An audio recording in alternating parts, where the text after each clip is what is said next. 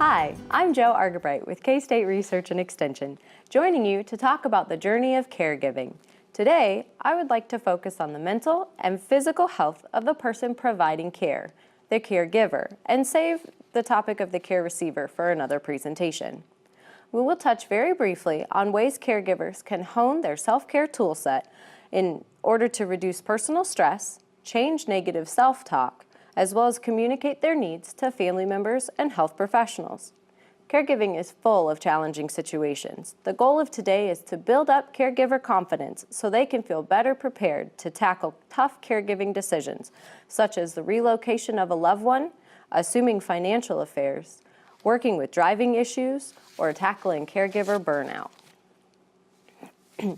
National media attention has given rise to the increased significance of caregiving issues, the cost to our country, and the effects it has on lives of many families. According to a study of the National Alliance for Caregiving and AARP, about 30% of the U.S. adult population, that's 66 million people, provide care to someone who is ill, disabled, or aged. Statistics from the Alzheimer's Association indicate that 43 million adult family caregivers care for someone who is 50 years of age or older, and over 1 million care for someone with Alzheimer's disease or another dementia. While caregivers are found across the lifespan, the average age of a caregiver is 48.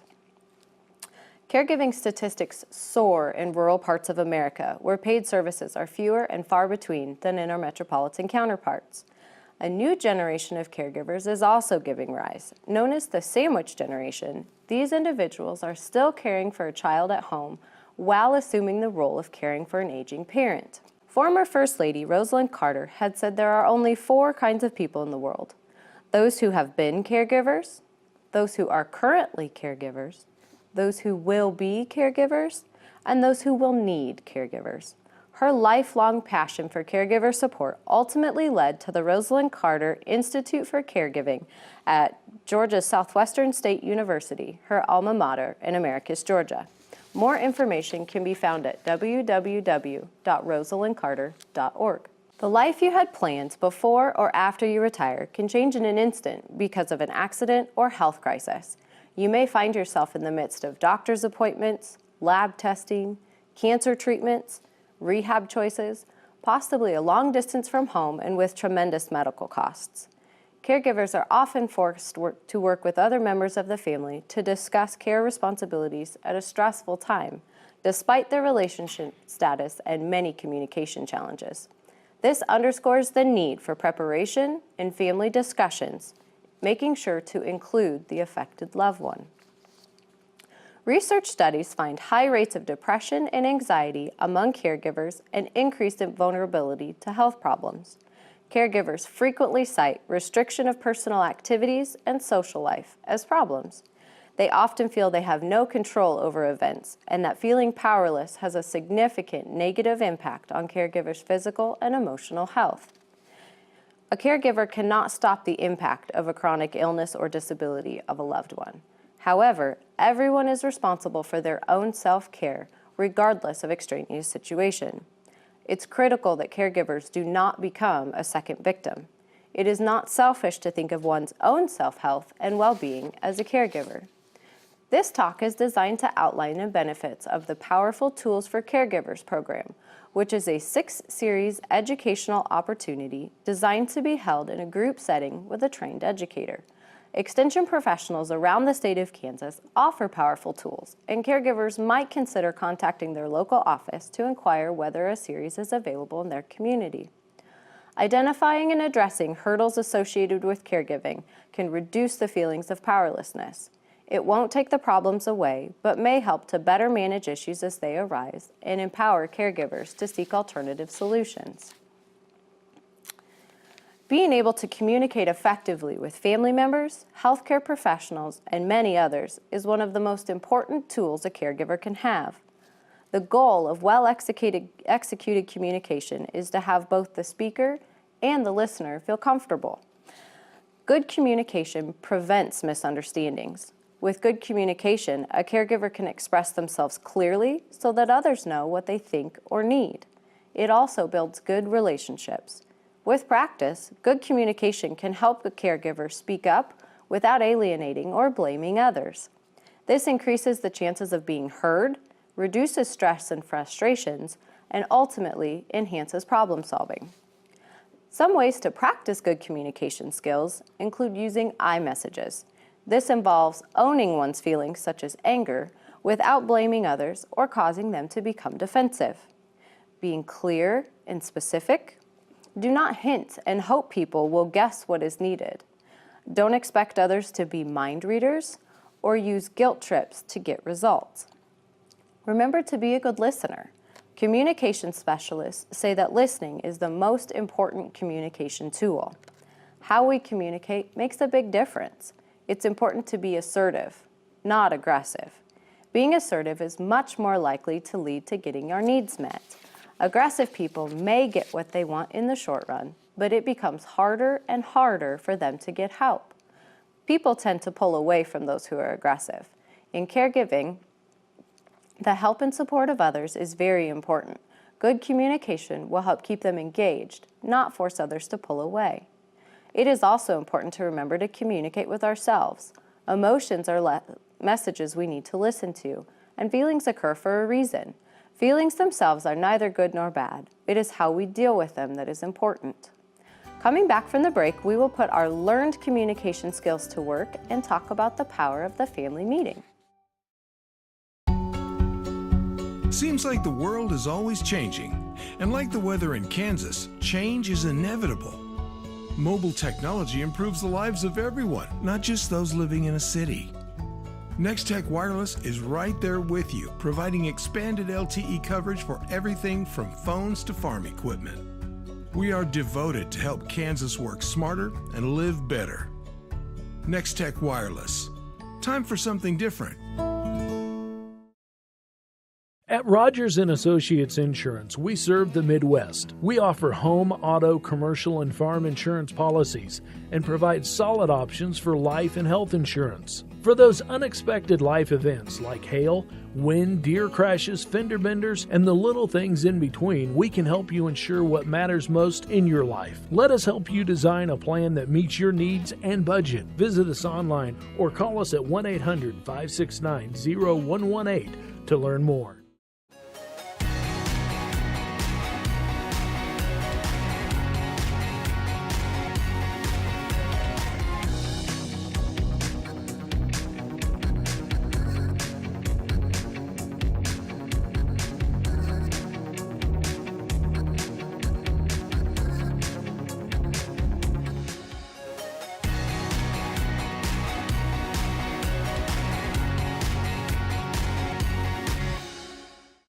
Don't let the weather outside interfere with the comfort of your home. Contact AquaShield Roofing and Construction today for all your home repairs, no matter what the season.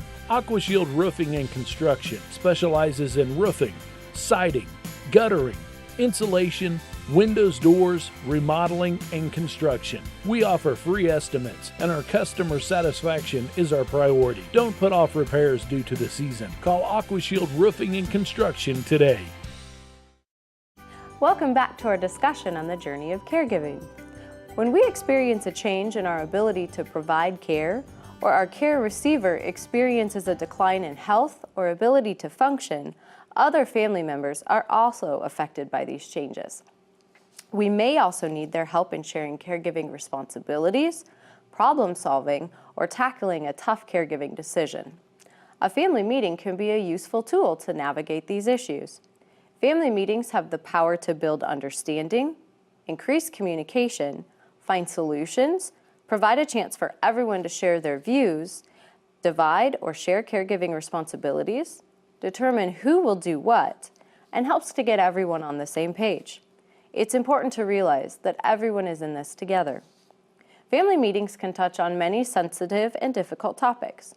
Laying out some guidelines will help ensure your meeting is positive and successful, not damaging. Be sure to include the care receiver whenever possible. Plan with, not for, the care receiver. Regardless of how wise a decision may be, a plan is likely to backfire if the care receiver is not included. Involve everyone who is concerned and potentially affected by decisions or changes to be made. It's important not to exclude a family member because of distance, personality, or limited resources. If family members are at a distance and cannot attend, call or bring them in via computer and keep them informed. This can help avoid undermining of the decisions made during a family meeting. A family meeting might also include friends and paid help who are involved in caregiving, but not family. You might also consider a facilitator. If there are disagreements among family members and a potential for conflict, consider having a professional facilitator to navigate the meeting. A facilitator can help provide objectivity and reduce conflicts. A counselor, health trained professional, social worker, care manager, or member of the clergy trained in family counseling may be able to facilitate a family meeting. Family meetings are more likely to be impactful if an agenda is planned in advance, whenever possible. It's important to be clear about the purpose of a meeting. What do you want to accomplish? For example, do you just want ideas about something? Does a decision need to be made? Where is help needed? Clarifying the reasons for the meeting allows those involved to prepare and gather information if needed. An agenda may also help keep the meeting on track. The sooner a family meeting is held, the better. If a decision needs to be made about a care receiver, several steps can assist in the process. First, be sure to identify the root of the problem. What has been observed? Why is this a problem? Is this the result of a deeper issue? Next, gather information collectively. Be sure to ask questions about resources, finances, health concerns, the care receiver's needs, and remaining abilities. Brainstorm ideas during your family meeting, remembering that 2 heads are better than 1. As a group, evaluate the options. This can be done by objectively weighing the benefits and limits of each choice. Together, create a plan. Remember to seek a decision that preserves the greatest freedom and control for the care receiver. Plans are great, but making a decision ultimately requires taking action. It may be necessary to give a plan a trial period. Expect that the plan will be subject to changing conditions. Revising the decision or refining the plan does not mean the initial one was wrong. It means there are no easy or perfect answers in caregiving. Finally, remember to evaluate your plan continually. Caregiving undoubtedly brings additional stress to individuals, families, and support networks. Your attitude towards the care receiver, as well as the caregiving situation, may factor into how well you handle your stress. If the relationship with the receiver has been difficult, caregiving could be a challenge. Whatever the caregiving situation requires of you contributes to your stress. Does your family member have dementia or physical limitation? Is there a mental disability or a combination of several things? If you voluntarily take on a caregiving situation, you're making a choice. If you feel that you've inherited the job or that you have to be a caregiver since it's a family member, be it a spouse, child, or in-law, then you will have different stressors. Good communication skills can help you to work with your care receiver, other family members, as well as the medical professionals to be a successful caregiver. Statistics show that caregivers who feel isolated or without adequate support usually experience higher levels of stress. Remember, it is okay to ask for and accept help. Don't wait for others to volunteer for something. Make a list of what others could do and let them help. Try to move beyond guilt to thankfulness, accepting the gift of love in a time of need. Many times, others don't know what to do to help out. One suggestion might include asking for help with simple housekeeping tasks or errands so you can spend the best quality time with your loved one. In order to avoid burnout, it is important for caregivers to focus efforts on managing their stress. 4 steps for effective stress management include identifying the early warning signs, isolating the personal sources of stress, changing what you can change and accepting what you cannot, and taking action. As you travel along your caregiving path, you will start to recognize your various stressors and will need to determine a positive way to care for yourself during these situations. Consider this useful metaphor. Airlines always insist that in the event of an emergency, you should put on your own emergency oxygen mask before you put a mask on a dependent individual. Self-care is important for your well-being, and even a short break from caregiving can help you return to the situation with a positive attitude. Your care receiver may also use a break and may enjoy another's company periodically. Some self-care suggestions include getting proper rest, exercising regularly, attending to your own health care needs, and taking time off to do pleasant and nurturing activities for yourself. Something as simple as asking someone to sit with your care receiver so you can attend church or get groceries would be an example of self-care. Make sure you regularly do something for yourself so your attitude can remain positive. Proper diet, adequate sleep, and regular exercise are necessary for everyone, and even more so for caregivers. Exercise promotes better sleep, reduces tension, and increases energy and alertness. Find activities you enjoy and can do in shorter blocks of time. Maybe your care receiver would enjoy a simple stretching routine. Incorporate walking into your routine whenever possible because it is one of the best and easiest exercises for wellness.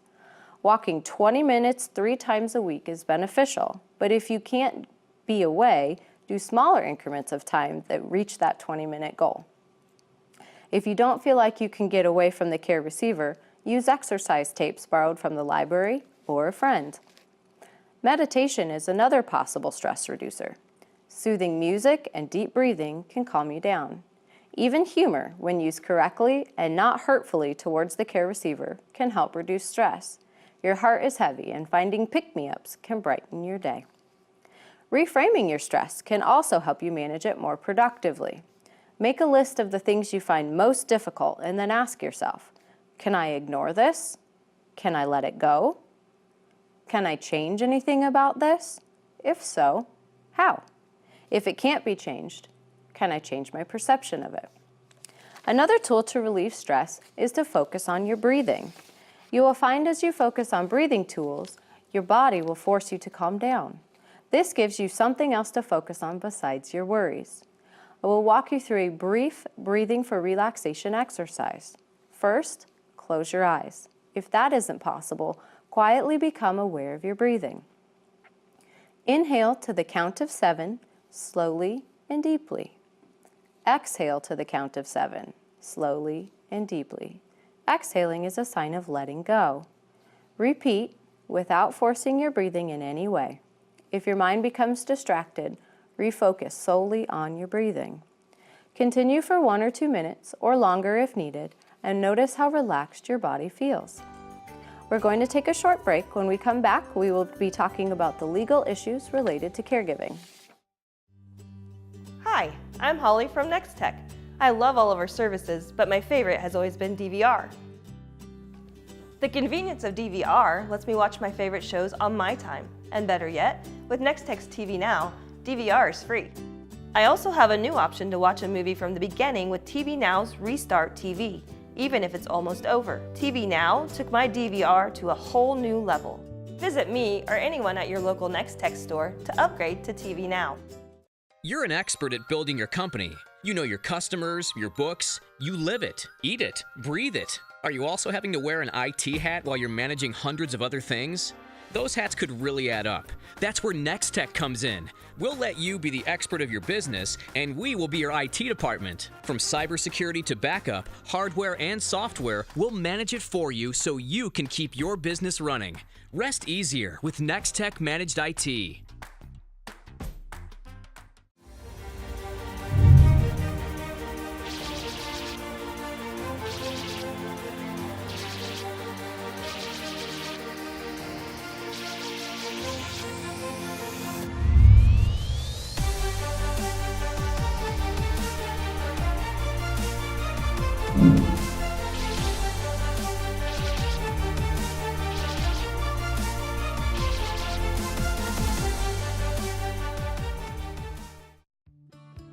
What a girl wants in her home kitchen.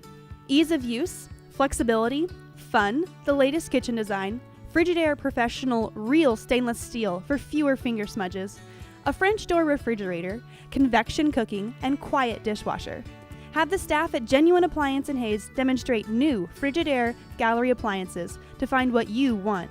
Genuine Appliance at 1224 East 27th Street in Hayes. Everything a girl wants.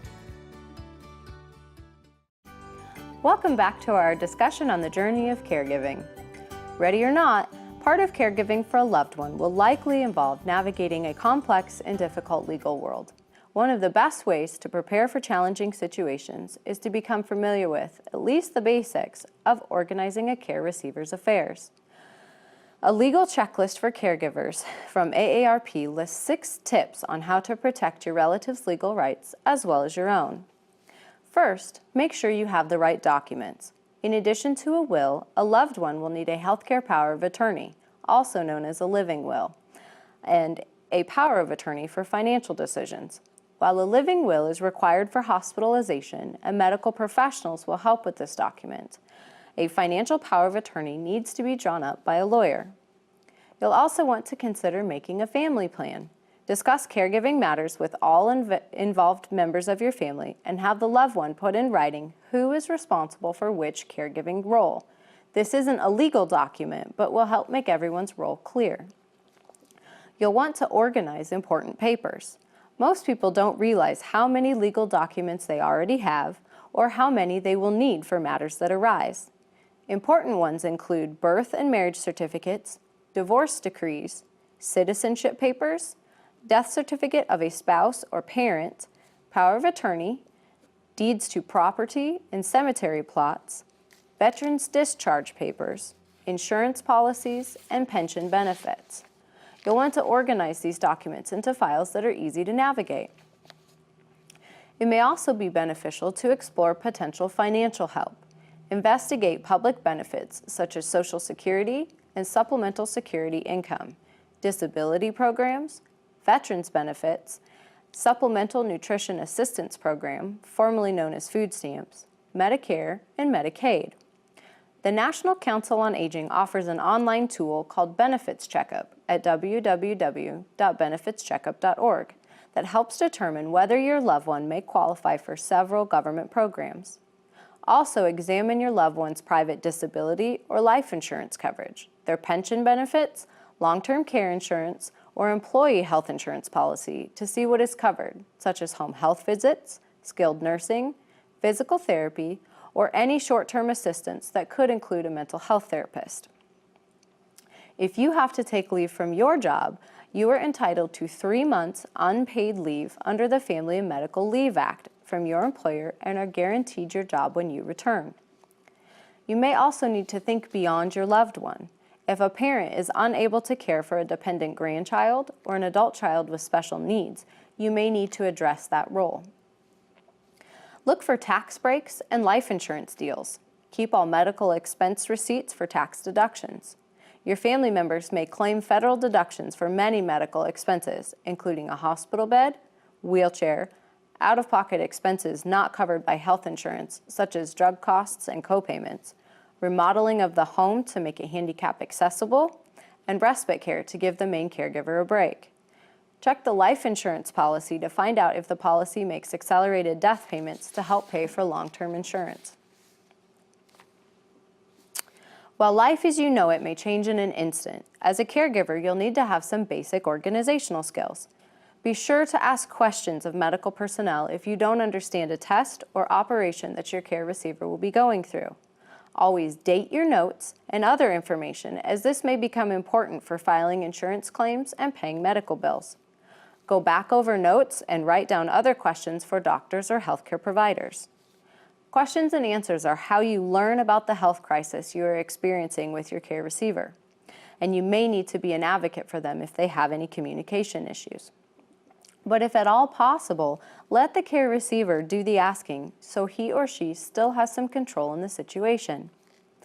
You may consider setting up a Facebook page for your family or a Caring Bridge page at www.caringbridge.org so your larger community of friends can stay updated on the care receiver's progress. It might be helpful for you to have a young family member be in charge of posting the information to the web, making it one less job for you as a caregiver. In the end, your attitude or how you look at life will help you through this crisis. Caregiving can be an extreme challenge depending on the care receiver's condition, but your gift of care, whatever it may be now or in the future, can be enhanced by learning to manage your stress and utilize local resources along your journey. Be sure to check with the local health department, hospital, medical clinic, and assisted living facilities in your community. You'll be surprised at what your local community can provide caregivers such as home health or respite care. Your church community, as well as the public library, will be another resource for you. Helping agencies can link you with Meals on Wheels or transportation assistance. Personnel at these agencies can connect you with regional resources, such as mental health centers and disease-specific agencies. While it may seem you are alone in a sea of stress, others are willing to help if you ask. This lesson just skims the surface of caregiving needs. I suggest you check out your local extension office for a powerful Tools for Caregivers course and check out a caregiver help book for more information. Your local library can assist you using the computer to explore the resources used in the collecting of this material. I hope you found our discussion of the caregiving journey helpful today. I'm Jo Argabright with K-State Research and Extension.